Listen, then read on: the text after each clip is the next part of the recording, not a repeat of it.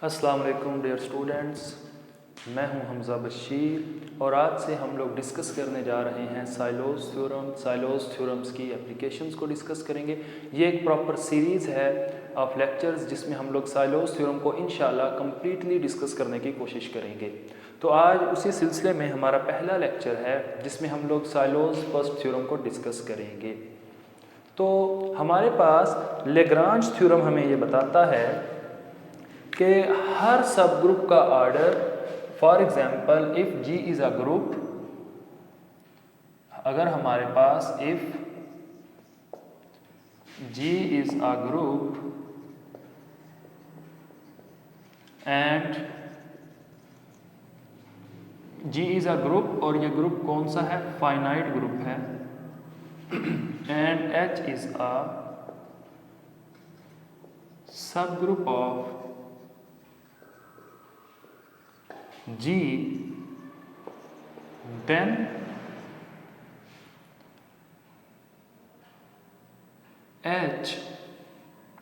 order of H divides order of G। यानी अगर हमारे पास एक ग्रुप है और फाइनाइट ग्रुप है और उसका एक सब ग्रुप एग्जिस्ट करता है, कोई सब ग्रुप H, तो जो सब ग्रुप है उसका ऑर्डर ग्रुप के ऑर्डर को डिवाइड करेगा। इसके एक एग्जांपल देख लें।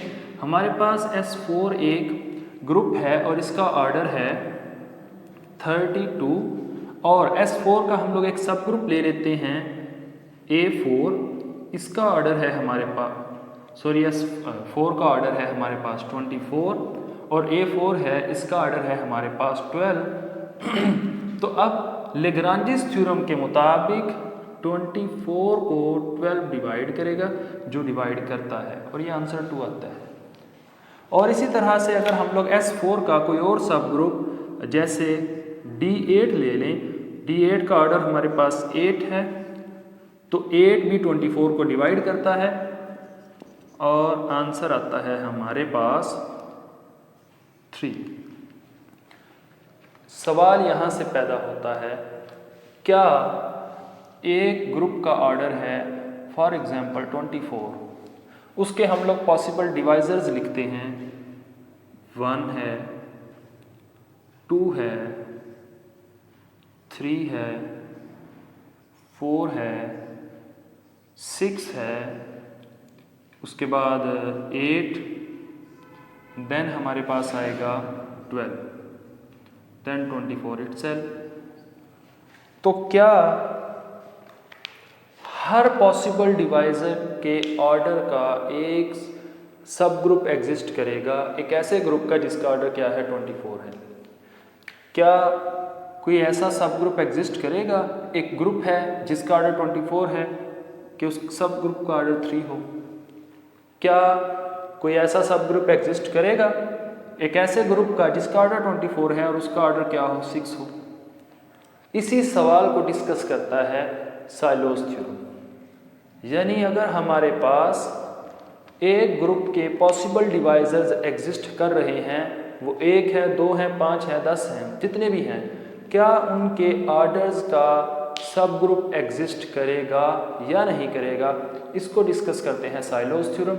इनफैक्ट हम लोग ये कह सकते हैं कि साइलोज़ थ्योरम जो हैं वो partially converse statement of Lagrange's theorem को क्या करते हैं, प्रूव करते हैं। तो अभी हम लोग देखते हैं हमारे पास साइलोज़ फर्स्ट थ्योरम क्या है और उसकी स्टेटमेंट क्या है, देन हम लोग उसका प्रूफ देखेंगे।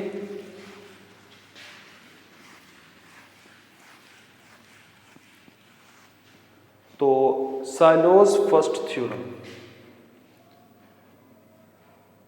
साइलोज़ फर्स्ट थ्योरम, इसकी स्टेटमेंट जो है वो हमारे पास ये है, let G be a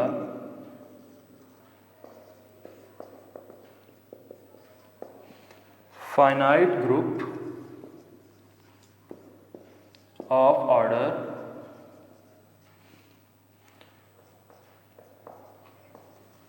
p raised to power km where k is greater or equal to 1 where P is a prime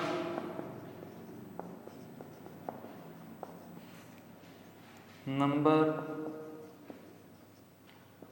and M is a positive integer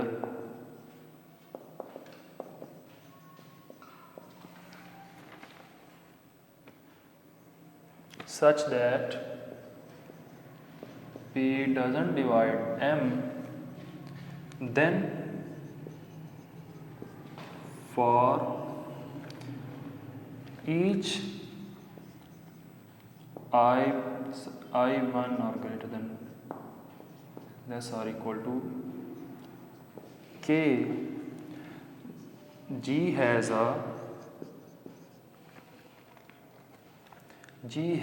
at least one subgroup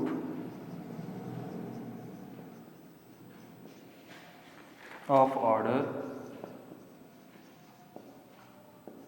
P raised to power I। जी, तो ये हमारे पास एक statement है silos first theorem की। हम लोग इसको डिस्कस करते हैं इन डिटेल, पहले स्टेटमेंट को समझने की कोशिश करते हैं और फिर हम लोग इसके प्रूफ की तरफ जाएंगे। Let G be a finite group of order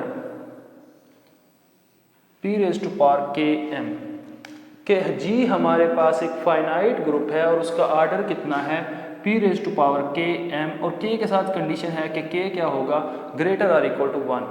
फर्ज करें कि ग्रेटर और इक्वल टू 1 नहीं है, देन पॉसिबिलिटीज क्या हैं कि K की वैल्यू क्या हो सकती है, K 0 हो सकता है, K नेगेटिव नंबर हो सकते हैं, -1 -2 और क्या ऐसा पॉसिबल है?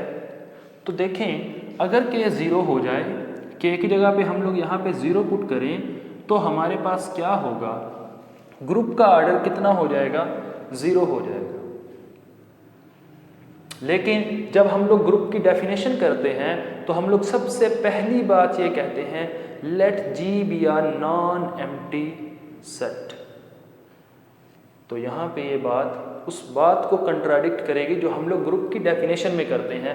और इसी के साथ अगर हम लोग ये कहें कि K की वैल्यू माइनस में है, नेगेटिव है, तो अगर यहाँ पे K की वैल्यू हो जाए -1, तो इससे मुराद ये है कि हमारे पास एक ऐसा सेट एग्जिस्ट कर चुका है जिसका ऑर्डर नेगेटिव नंबर्स आ रहे हैं, which is again not possible.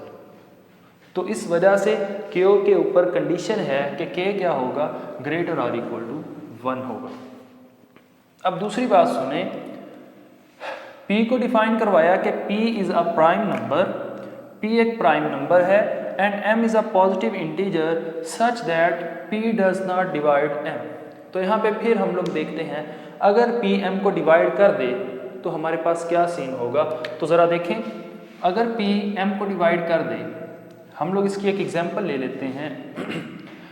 जैसे 3 की पावर 2 के ग्रुप है G, उसका ऑर्डर है 3 पावर 2.9, और ये वो सीन केस है जिसके अंदर जो P3 है वो 9 को डिवाइड भी करता है। तो यहाँ पे देखें, क्या ये उसकी सिंपलेस्ट फॉर्म है, तो ये उसकी सिंपलेस्ट फॉर्म भी नहीं है। सिंपलेस्ट फॉर्म क्या बनेगी, 3 की पावर 2 और इसको लिखेंगे हम लोग 3 पावर 2, तो ये हमारे पास बन जाएगा 3 की पावर 4.1। तो अब हमारे पास P क्या है, वो 3 है और K की वैल्यू क्या है, 1 है, और उसके साथ वो कंडीशन कि 3 डज नॉट डिवाइड M, वो भी हमारी क्या हो जाएगी, पूरी हो जाएगी। तो तीसरी बात सुने, then for each I greater or equal to 1 and I less or equal to K in G has at least one subgroup of order Pi।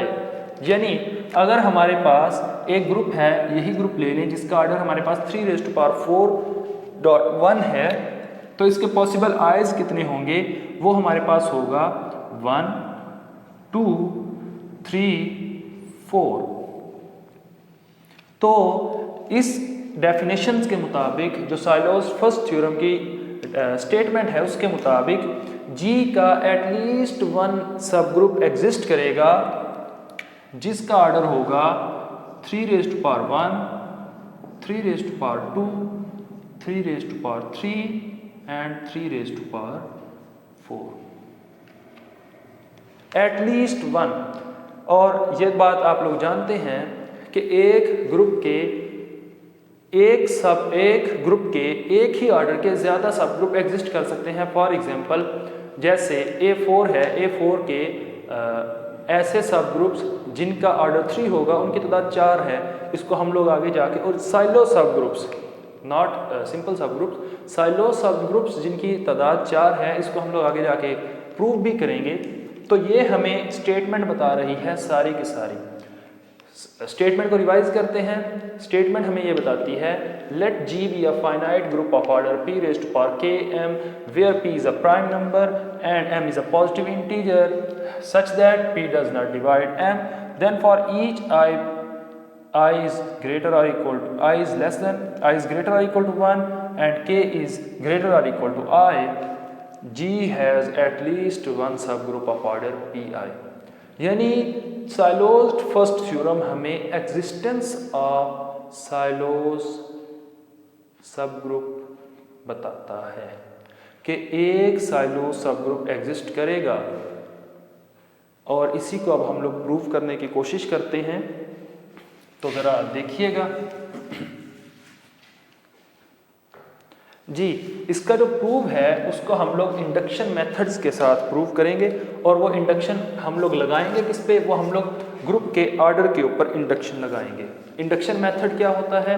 Induction method में हम लोग 3 स्टेप्स को इस्तेमाल करते हैं कि जो स्टेटमेंट है उसको किसी एक n के लिए प्रूव करेंगे, एक इंडक्शन हाइपोथेसिस लेंगे, देन उस इंडक्शन हाइपोथेसिस को यूज़ करके हम लोग थर्ड स्टेप में उसको अगर n के लिए सपोज करते हैं तो n+1 के लिए उसको हम लोग क्या करते हैं, थर्ड स्टेप में, थर्ड केस में हम लोग उसको वहाँ पे प्रूव करते हैं। तो अभी मैं इंडक्शन लगा रहा हूँ ग्रुप के ऑर्डर के ऊपर। लेट जो ग्रुप G है इसका ऑर्डर क्या है, P है। अगर ग्रुप G का ऑर्डर P है तो यहाँ से देखें, मैं P को लिख सकता हूँ P.1 और यहाँ से P की पावर ज़रा ये वाली उसकी शक्ल बनाने की कोशिश करते हैं। P की पावर K की जगह पे भी क्या आ जाएगा, 1। पूरी स्टेटमेंट को ज़रा जस्टिफाई करते हैं। P is a prime number, M is a positive integer, 1 है, पॉजिटिव इंटीजर है, such that P does not divide M, कोई भी प्राइम नंबर 1 को डिवाइड नहीं करता। उसके बाद देन फॉर ईच I, हर I जो क्या होगा, अब यहाँ पे देखें K की वैल्यू क्या है, 1 है, तो यहाँ से कंडीशन कुछ ऐसी बन रही है, I इज लेस और equal to 1 and I is greater और इक्वल टू 1। तो इससे मुराद क्या है, इससे मुराद ये है कि I खुद किसके इक्वल है, 1 के इक्वल है। यानी G हमारे पास इटसेल्फ, G जो है वो खुद एक सब ग्रुप है और उसका ऑर्डर P है, जिसका हमें यहाँ से, तो G वो हमारे पास सब ग्रुप आएगा जिसका ऑर्डर क्या होगा, I की वैल्यू 1 है और G का ऑर्डर क्या होगा, P⁻1 which is equal to P। तो G बजाते खुद वो पहला सब ग्रुप हमारे पास आ जाता है जो इस स्टेटमेंट के मुताबिक ट्रू है। अब इसकी हम लोग इंडक्शन हाइपोथेसिस ले रहे हैं, उसको ज़रा तवज्जो से देखिएगा। इंडक्शन हाइपोथेसिस ये है, let statement is true, let the theorem is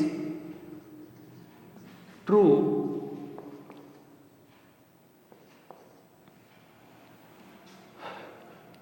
for all groups whose order is less than order of G। कि हम लोग ये सपोज कर रहे हैं, ये हमारी इंडक्शन हाइपोथेसिस है कि ये जो स्टेटमेंट है ये उन तमाम ग्रुप्स के लिए होल्ड करेगी जिनका ऑर्डर ग्रुप के ऑर्डर से छोटा होगा, कम होगा, लेस होगा। तो इसी को लेके अभी हम लोग केस जो है वो डिस्कस करेंगे सारा। तो उसमें देखें हमारे पास क्लास इक्वेशंस की मदद से हम लोग इसको लेके चलेंगे। तो हमारे पास class equation for order of G वो हमारे पास है, order of G is equals to centre of G, order of centre of G plus sum of all those classes center of G, order of G divided by class of A order। तो यहाँ से ये हमारे पास class equation है किसकी, order of जी की, जिसको हम लोग फाइनाइट अबिलियन ग्रुप्स में कॉन्जुगेसी क्लासेस में हम लोग इसको डिस्कस करते हैं। तो अब सारी की सारी बात इस थ्योरम को आगे लेके चलेंगे। हम लोग दो केसेस बनाएंगे। एक केस वो होगा जिसमें जो प्राइम पी है वो इस सेंटर के ऑर्डर को डिवाइड करेगा, और दूसरा केस वो होगा जिसमें वो प्राइम पी जो है वो इस सेंटर के ऑर्डर को डिवाइड नहीं करेगा। तो पहला केस डिस्कस करते हैं। केस 1 है हमारे पास, case 1, if P divides order of center of G। अब देखें हम लोग ये जानते हैं कि जो सेंटर होता है किसी भी ग्रुप का वो उसका अबिलियन पार्ट होता है। Since centre of G is abelian, then by Cauchy theorem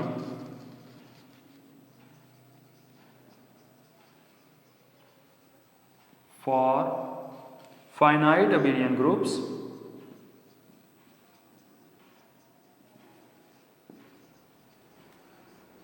तो हमारे पास जो काशी थ्योरम है फाइनाइट अबिलियन ग्रुप्स का, पहले मैं उसका ज़रा थोड़ा सा इंट्रोडक्शन करवा दूँ। वो क्या कहता है, Cauchy theorem for finite abelian groups हमें ये बताता है कि अगर हमारे पास एक अबिलियन ग्रुप है, let G be an abelian group, let G is an abelian group, then हमारे पास एक एलिमेंट ए बिलोंग करेगा जी से,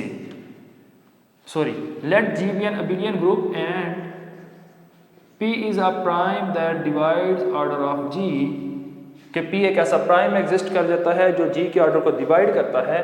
तब हमारे पास ग्रुप के अंदर एक ऐसा एलिमेंट एग्जिस्ट करेगा जिसका ऑर्डर क्या होगा, वो P के इक्वल होगा। इस स्टेटमेंट को दोबारा सुने। Kashi theorem for finite abelian group हमें यह बताता है कि if G is an abelian group and P is a prime that divides order of G, then G has an element, उसको कोई नाम दे दें A, कि उस एलिमेंट का ऑर्डर किसके इक्वल होगा, P के इक्वल होगा। ये वही बात है कि हर एलिमेंट का ऑर्डर भी ग्रुप के ऑर्डर को डिवाइड करता है। अब यहां से देखें, यहां से हम लोग इसी स्टेटमेंट को इस सेंटर ऑफ G के ऊपर अप्लाई करने की जरा कोशिश करते हैं। सेंटर ऑफ G को P डिवाइड कर रहा है और सेंटर ऑफ G अबिलियन भी होता है। तो हम लोग कहेंगे कि काशी थ्योरम के मुताबिक हमारे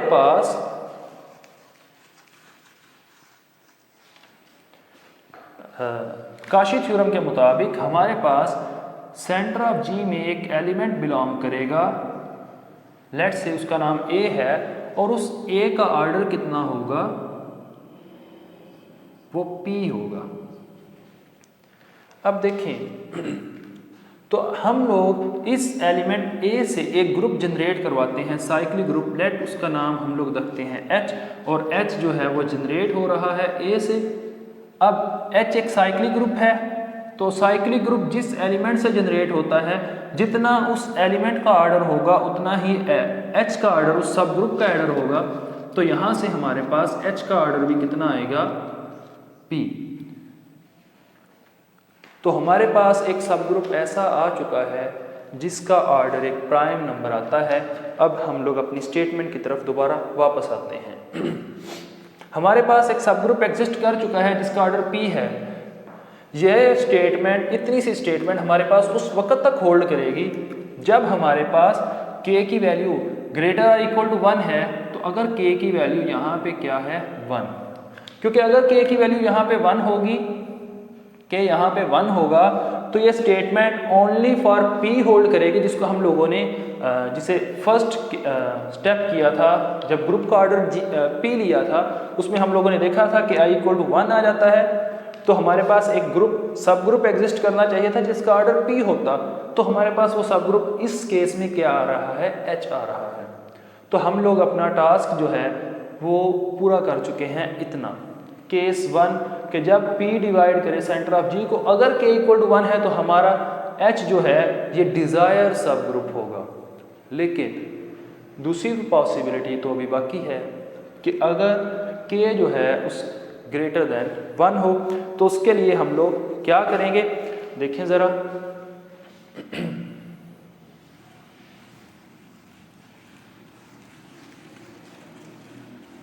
इस केस को डिस्कस करते हैं कि अगर हमारे पास k जो है वो ग्रेटर देन 1 हो, देन हमारे पास क्या सॉल्यूशन हो सकता है।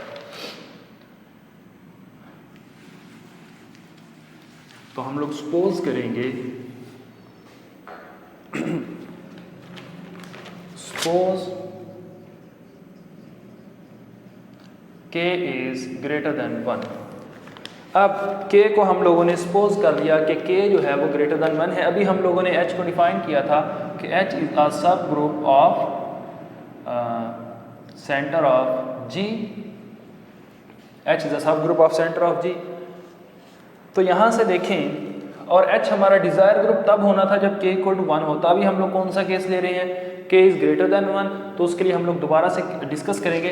अब h जो है वो सेंटर ऑफ g का सब ग्रुप है। इससे मुराद पहले h क्या था, वो सबसेट था सेंटर ऑफ g का। अब सेंटर ऑफ g वो बताते खुद सबसेट है ग्रुप का, सेंटर ऑफ g जो है वो बजाते खुद जो है वो सबसेट है ग्रुप का। अब सेंटर ऑफ g अबिलियन होता है, centre of g is abelian.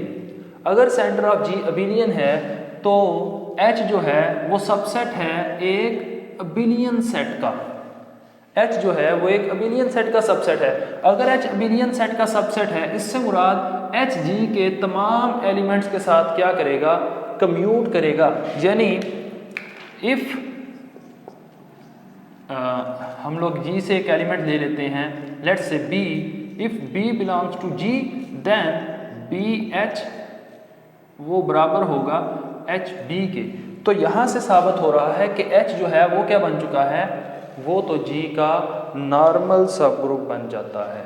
यानी h जो है h इज नॉर्मल सब ग्रुप ऑफ g। अब अगर h g का नॉर्मल सब ग्रुप है तो यहाँ से हम लोग कोशेंट ग्रुप को डिफाइन करवाते हैं, जो है हमारे पास g बाय h।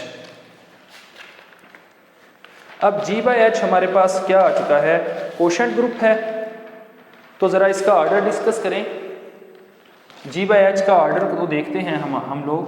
तो order of g by h वो हमारे पास क्या होगा, order of g divided by order of h। Order of g क्या है, यहाँ से स्टेटमेंट के अंदर हम लोगों ने लिखा था g be a finite group of order p raise to power k m। तो ऑर्डर ऑफ g था हमारे पास p raise to power k m, और ऑर्डर ऑफ h हमारे पास था, हम लोगों ने पिछला जो केस था स्टेटमेंट 1 जो इससे पहले हम लोग प्रूव कर चुके थे, उसमें हम लोगों ने देखा था कि h का ऑर्डर क्या है, p है। तो यहाँ से देखें ये p डिनोमिनेटर में है, जब नोमिनेटर में जाएगा तो ये bन जाएगा p raise to power k minus 1 into m।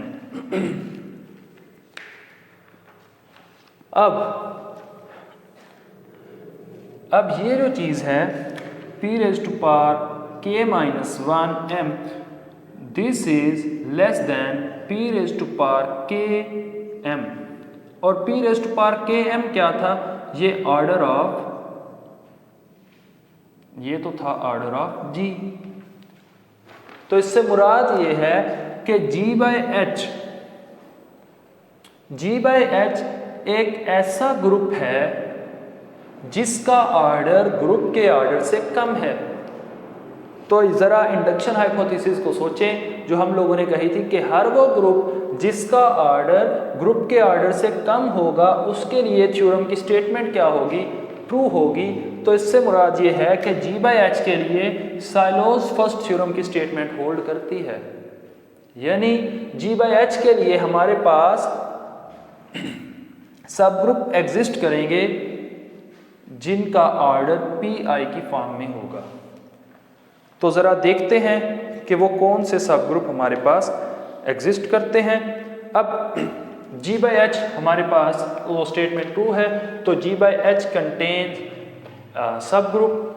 तो लेट से उस सब ग्रुप का हम लोग जर्नली उसको नाम दे देते हैं PI का। PI is a subgroup of G by H। PI is subgroup of G by H। अब PI अगर G बाय H का सब ग्रुप है तो PI की स्ट्रक्चर किस तरह का होगा वो यहीं से देख लें। वो होगा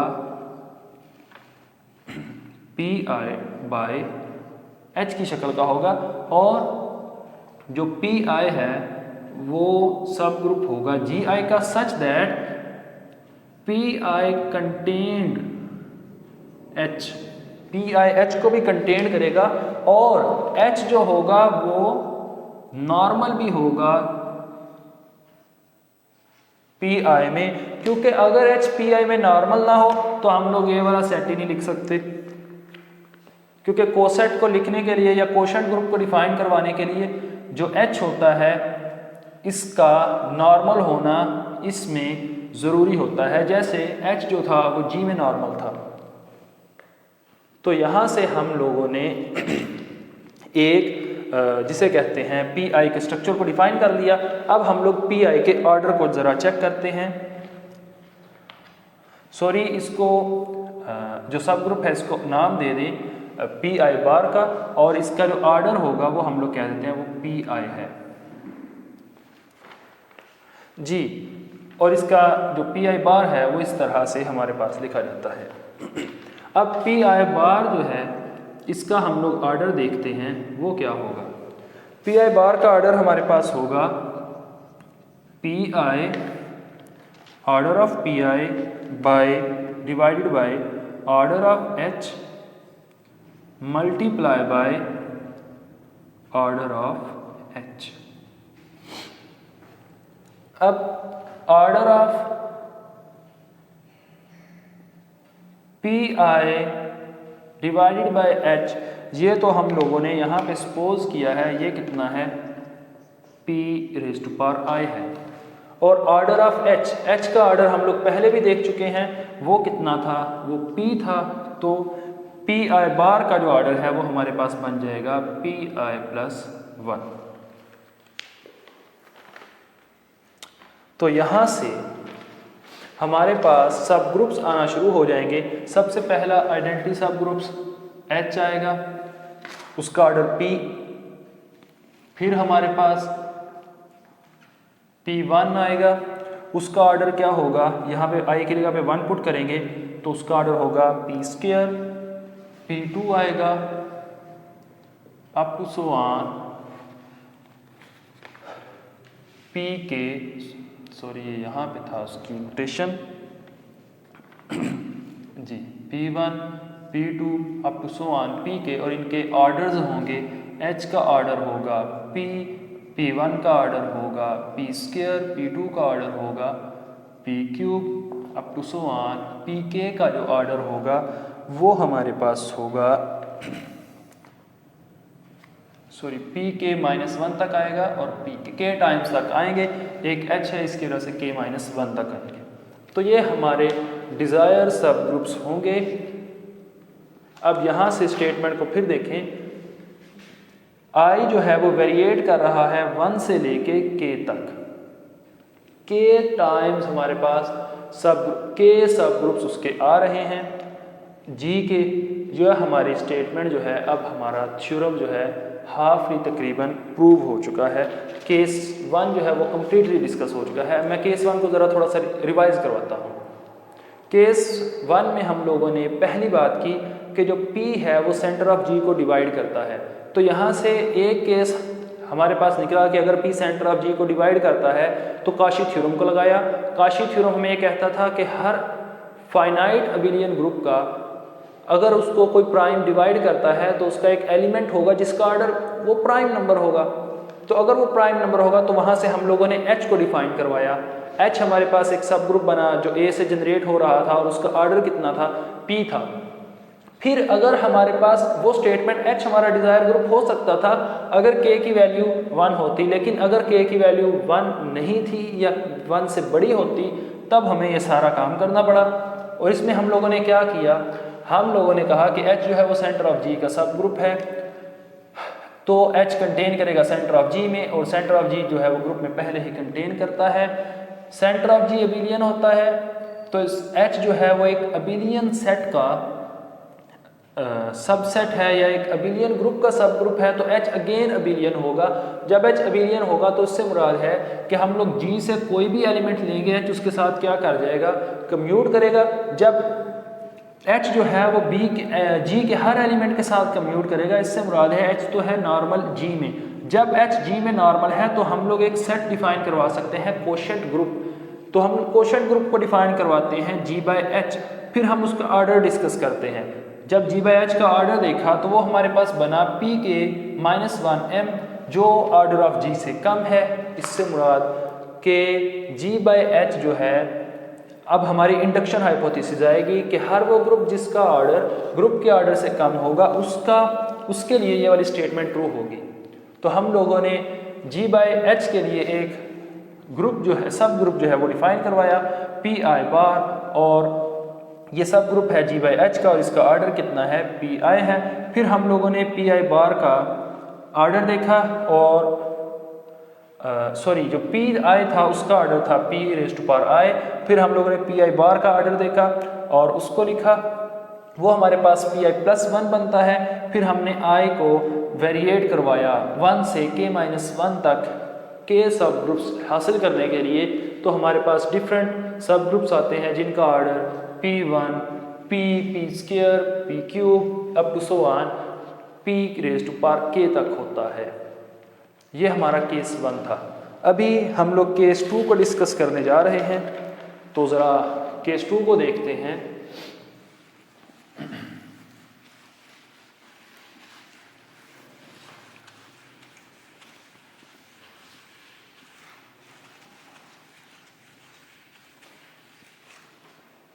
जी, केस 2 हमारे पास है if P does not divide order of center of G।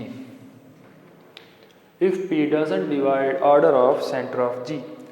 अब हमारे पास क्लास इक्वेशन यूं थी, order of G is equals to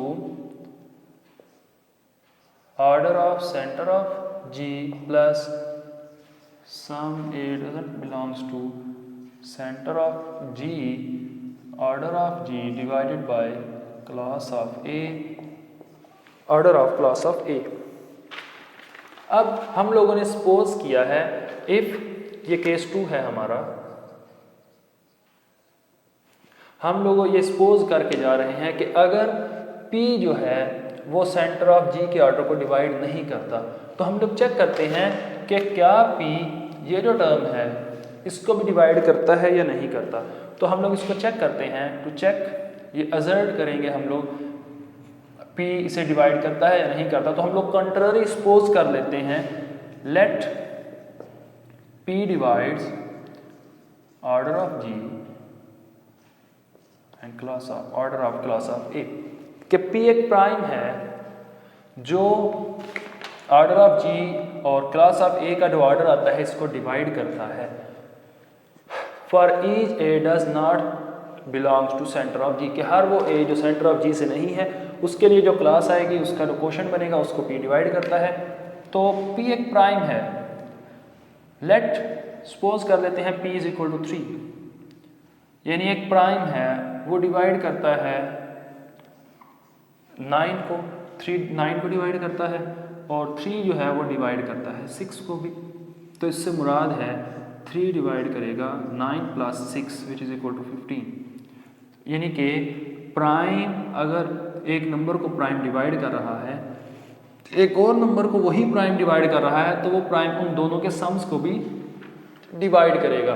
तो इससे मुराद ये है कि p जो है वो डिवाइड करेगा सम ऑफ ऑल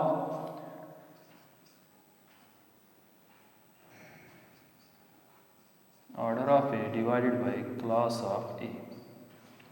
p इसको भी डिवाइड करेगा। अब p हम जानते हैं कि p जो है वो ग्रुप के ऑर्डर को तो डिवाइड करेगा ही करेगा।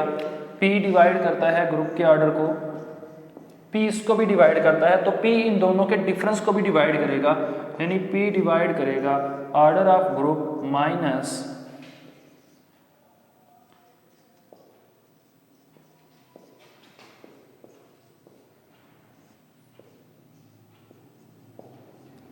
इसको भी p डिवाइड करेगा। अब अगर इसको देखें तो इस इक्वेशन जरा क्लास इक्वेशन की तरफ देखें, इस वाले टर्म को इधर जाके माइनस कर दें तो ये तो order of which is equal to order of centre of g। लेकिन ये तो हम लोग सपोज करके आए हैं कि p जो है वो order of centre of g को डिवाइड नहीं करता। तो इससे मुराद ये है देयर एग्जिस्ट एन a, कि एक ऐसा a हमारे पास होगा जिसके लिए p जो है वो उस a के लिए इस टर्म को डिवाइड नहीं करेगा। तो यहाँ पे हमारे पास कंट्राडिक्शन आ गई थी, और उस कंट्राडिक्शन की वजह से हम लोगों ने ये बात कही कि हमारे पास एक ऐसा a लाजमी एग्जिस्ट करेगा जिसके लिए p जो है वो order of g divided by that particular class of a उसको डिवाइड नहीं करेगा। तो यहाँ से साबित ये हुआ, लेकिन हाईएस्ट पावर p की but highest power of p that divides order of g।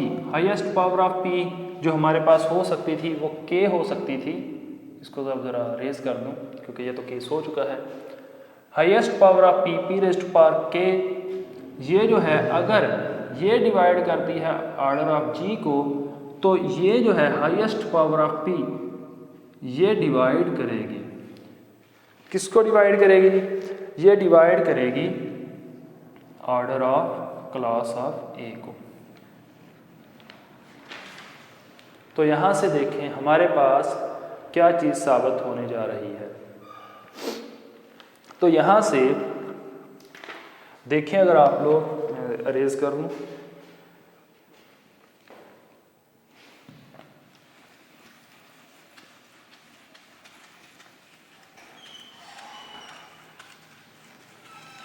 जी, तो यहाँ से अगर आप लोग देखें तो हमारे पास ये बात वाज़े हो जाएगी, since class of A is subgroup of G, that implies order of class of A will be less than order of G। तो बात फिर वही हमारी इंडक्शन हाइपोथेसिस वाली आ जाएगी कि इंडक्शन हाइपोथेसिस के मुताबिक क्लास ऑफ A जो है हमारे पास इसका इसके सब ग्रुप्स होंगे और उनका ऑर्डर किस टाइप का होगा? क्लास ऑफ A है subgroups of order of type p raised to power i, और i जो है हमारा वो वेरिएट करेगा तक। तो यही हमारा जो था वो डिज़ायर था कि हमारे पास अगर p सेंटर ऑफ g को divide order of centre of g को डिवाइड नहीं करता, तब भी हमारे पास ऐसे सब ग्रुप्स एग्जिस्ट करेंगे जिनका ऑर्डर p raised to power i की फॉर्म में होगा। अब इसकी हम लोग एक एग्जांपल देखते हैं और उसी के साथ हम लोग इसको वाइंड अप करेंगे। ये आखिरी हिस्सा है इस टॉपिक का। जी, हम लोग एक ग्रुप लेते हैं, let's say we have a group of order 12। अब इसको हम लोग लिख सकते हैं 2 raised to power 2 multiply by 3। 12 को लिख सकते हैं। तो यहाँ से डेफिनेशन को इम्प्लाई करने की कोशिश करते हैं। P की वैल्यू अगर देखें तो वो हमारे पास आ रही है 2 और K की वैल्यू हमारे पास आ रही है 2 और M की वैल्यू हमारे पास आ रही है 3। तो ज़रा देखें, ये कंपैरिजन से हम लोगों ने लिखी हैं वैल्यूज़। तो यहाँ से देखें, हम लोग इस स्टेटमेंट को भी ज़रा फिर अगेन रीड करते हैं। P इज़ अ प्राइम, तो 2 is a prime and M is a positive integer, 3 is a positive integer such that P does not divide M। तो आप लोग जानते हैं जी 2 डिवाइड नहीं करता 3 को। Then for each I greater than 1 and less than K, K की value हमारे पास 1 है तो I की वैल्यू वेरिएट करेगी 1 and 2। G has at least one सब ग्रुप ऑफ ऑर्डर PI, तो G का एक सब ग्रुप होगा जिसका ऑर्डर क्या होगा, PI होगा। यानी एक ग्रुप जिसका ऑर्डर 12 है, जिसका ऑर्डर क्या है 12 है, उसके सब ग्रुप होंगे जिनका ऑर्डर इस शक्ल में होगा 2 raised to power 1 and 2 raised to power 2। तो ये देखें, ये हमारे पास है 2 और ये है 4। अब 2 जो है वो भी 12 का डिवाइज़र है और 4 जो है ये भी 12 का डिवाइज़र है। तो यहाँ से साबित हुआ पार्शली, ये बात फिर जहन में रखें कि पार्शली हम लोग ये प्रूव करने जा रहे हैं या किया है कि converse statement of Lagrange theorem को हमने पार्शली होल्ड करवाया है कि 2 डिवाइज़र था, पहले नहीं पता था। अब हमें इस थ्योरम के प्रूफ के बाद ये पता चल चुका है कि 2 क्योंकि डिवाइज़र है इसका और इसको इस शक्ल में लिखा जा सकता है। तो 2 जो है एक ग्रुप एग्जिस्ट करेगा, ऐसे एक सब ग्रुप एग्जिस्ट करेगा एक ऐसे ग्रुप का जिसका ऑर्डर 12 है और उसका ऑर्डर कितना होगा 2 होगा, और उसी ग्रुप का एक और सब ग्रुप एग्जिस्ट करेगा जिसका ऑर्डर 4 होगा। और यहाँ से अगर हम लोग P सपोज कर लें 3 को और K की वैल्यू 1 सपोज कर लें, तो हमारे पास एक और सब ग्रुप एक भी एग्जिस्ट कर जाएगा जिसका ऑर्डर कितना होगा 3 होगा। तो ये था हमारा थ्योरम और ये थी उसकी एक छोटी सी